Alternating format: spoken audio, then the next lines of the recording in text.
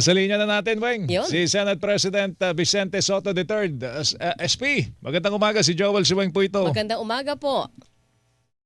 Hello. Hi, Yan. SP. Magandang Hi. umaga po. Good morning. Salamat. Yes, sir. Magandang umaga po. Joel, Weng, magandang umaga po. Good morning po sa inyo. Taga-subaybay ninyo, magandang umaga po. Thank you, sir. Alright. Meron bang may mga magtatangka ba para harangin po ito? Itong impeachment laban po kay VP Sara Duterte once na ito'y maipanik po sa Senado? Hindi natin maiiwasan na may magka-question pa rin yan siguro. Mhm. Ako naman dandang ko lang yun. Wala naman akong concrete na nakakarating sa akin. Ganon. Pero yun hindi nakakapagtakang mangyari. Okay, binabanggit kasi ni Senator Coco Pimentel, baka daw merong mga miyembro na might put this into a vote, Weng, Oo. no? Pagbotohan natin kung itutuloy natin o O hindi. hindi. Sabi naman ni dating Senate President Coco Pimentel, di daw pwede pala yun. SP, Hindi tama nga. ba? Hindi nga. Yung impeachment court ang kailangan gawin ng impeachment court ang trabaho nila. Mhm. Mag-convene at magtrabaho dahil sapagkat yun ay mandate ng konstitusyon. So ano po ang magiging diskarte dito na Senado Senate President? Once na naiakyat sa inyo ang articles of impeachment, ano ang inaasahan o aasahan ng taong bayan sa Senado? Una sa lahat, itong pinag-uusapan natin, Yes. speculative. Kasi dahil ba sa next week pa raw nila bobotohan. Opo, So opo. okay, pagpalagay na natin na umakyat sa binotohan nila, malamang na let's say Monday, May 11, Opo. siguradong pararating sa amin yan on May 12. Mhm. Ako, as Senate President, pag natanggap ko yan, ang articles of impeachment, usually, kahit yung mga bill at mga kung ano pa man mga messages nila, laging naka-address sa Senate President yun o Opo. sa Senado itself, no? So, as Senate President, ang una kong gagawin, i-refer ko kagad sa body, i-report out ko kagad, sasabihin ko sa plenary or ipa-forward ko kagad para ilagay sa aming bills and index at ipaalam sa mga senador na merong ganon, and I will automatically refer it to the Committee on Rules. That is the first step, dapat. Opo. And then, tatalakayin agad ito sa plenary and eventually convene ora-orada ang Senate Impeachment Court. Ganun po ba yon? It's within the power of the Senate President to convene and call for the convening of the impeachment court. Kailan po niyo inaasahan na halimbawa May 12 maiakyat sa inyo ang articles of impeachment? Kailan kayo magko-convene? Kinabukasan tatawag kagad ako upang ma-convene namin yung impeachment court. Yung ba ibig, Kinabukasan itself. yung ba ibig sabihin ng forthwith sa inyo? Alam mo, kasi alam mo yung mga lumabas sa media na mga kinokota ko. Opo. In English ko kasi yung ugali nating mga Pilipino na kung meron kang gustong gawin at dapat gawin, bukas na bukas gawin natin. Di ba? Di ba Yun yung forthwith. Sabi natin. Yun Yun yung forthwith. Oo. Immediately. Sabi nga ni Associate Justice Marvick Leonin na siyang isa sa mga ponente nung unang Supreme Court decision. Forthwith means immediately. Doon Joel at saka Weng, doon nagkakatalo yung interpretasyon ng ibang tao Pero doon sa Supreme Court decision itong huli, ang interpretasyon nila parang sinasabi na tama yung dating ginawa sapagkat within reasonable time daw.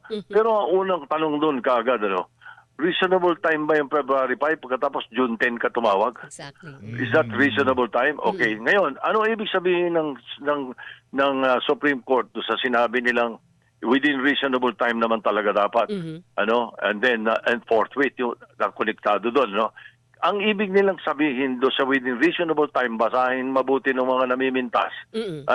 Is the trial proper? Yes. Oo. Not the convening. Ang forthwith sa akin na dapat itawag mo kagad. Ngayon, the trial proper is within reasonable time. Therefore, hindi ba? Yun ang ibig sabihin.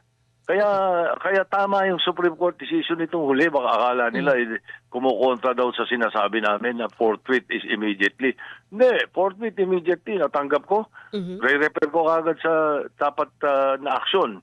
I will take the proper action that a Senate President must do. And therefore, Therefore, yun na. Doon na mag-uumpisa yung sequence ng papadalan mo ang oath taking muna. Oo. Tapos papadalan mo yung impeached official ng kopya ng impeachment. Give them at least 10 working days, non-extendable. And then, pag tanggap ninyo, ibibigay nyo naman sa prosecution para sumagot and give them again 5 working days non-extendable. Yun yung proseso. So yun yung within reasonable time.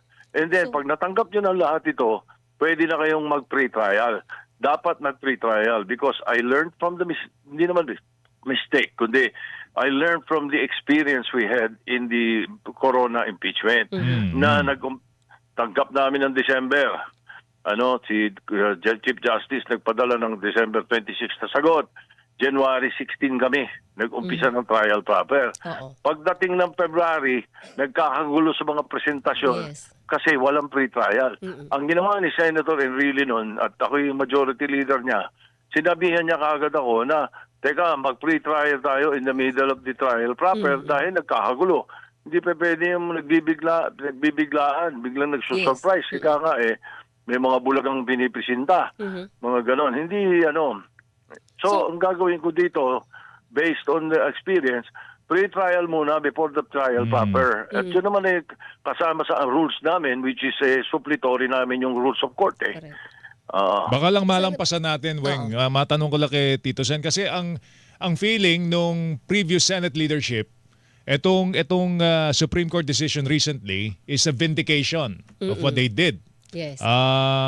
Pero sinasabi nyo nga, parang Mali intindi nila. Sapagkat ang sinasabi ng Supreme Court na within reasonable time is the trial proper. Not the convening, not the calling of an impeachment court. Oo, na hindi naman nagawa talaga before. Ba't ba mga abogado magkakaiba na interpretasyon, Weng? Yun nga. Ganun talaga. Senate President, Depende ko na sa anong side ka. Alam mo kung nagsabi sa akin yan. Nagturo sa akin nung araw niya, si Senator Raul Roco. Alam ba, very close kami noon Sabi niya sa akin, wag ka masyadong naniniwala sa amin, sabi niya. Kasi ako, pwede kong baliktarin kagad yung opinion ko. Ganun kami mga abogado. Ano yung opinion namin? Siya mismo nagsabi sa akin si Raul. Buti, hindi ka abogado. magaling na abogado. Magaling na abogado yung si Raul Roco. Senate President, kung sakali po na kuha natin yung timeline na binabanggit po ninyo, so mga early June or second week of June kayo makakapag-pre-trial or at least start ng trial? Oo, siguro makakapag-pre-trial after the submission. Stipulation. Ngayon, depending ngayon sa haba ng pre-trial, kung pwedeng, kasi yung sa pre-trial, dapat meron na doon ng mga tinatawag na markings of evidence, yung determination ng mga witnesses, para ma-expedite naman natin yung kaso and manage the court. That is the thing to do. Ngayon, pagka ganun sa tansya natin yan, wag lang tatagal masyado yung pre-trial. Siguro naman, by the middle of June or the latest, the last week of June, ay trial proper na. Okay. Si Vice Presidente Sara Duterte obligadong haharap po sa impeachment trial? Well, kasi si President Erap noon hindi umattend well, of course, nakita naman natin na shortcut yun. Hindi natin alam kung a-attend siya thereafter. Pero yung si Chief Justice Corona, uma-attend siya. All the way yun. uma-attend siya. So wala dapat naman umattend. sa rules. Dapat umattend. Mas magandang umattend. Wala naman sa rules namin na sinasabing compelled to attend. Pero dapat naman siguro. Okay. Panghuli na lang. Sa House daw, may mga tawagan. May lobby group daw na pumipigil na dalhin sa Senado po itong impeachment trial na ito. Meron ba tumatawag sa inyo? O kaya sa inyong mga kasamang mga senador? Out of service ang telepono ko paano po yung iba? Yung iba senador? Hindi ako pwedeng tawagan. Hindi, saka kilala ako ng mga maaaring tumawag, whatever side. Kilala nila ako kahit anong panahon ng yung Chief Justice, Corona. May mga kasama akong mga tinatawagan ng iba't ibang grupo. Ako never nilang tinawagan. Alam nilang hindi ako papayag sa whatever. Doon tayo sa neutral lagi. Yun ang mandato natin. All right. Senate SP, President, thank you. po sa oras. Salamat, Yes, ha. Morning. Joel, thank you very much. Good Thank morning. you. Senate President Vicente Soto III, mga kapuso.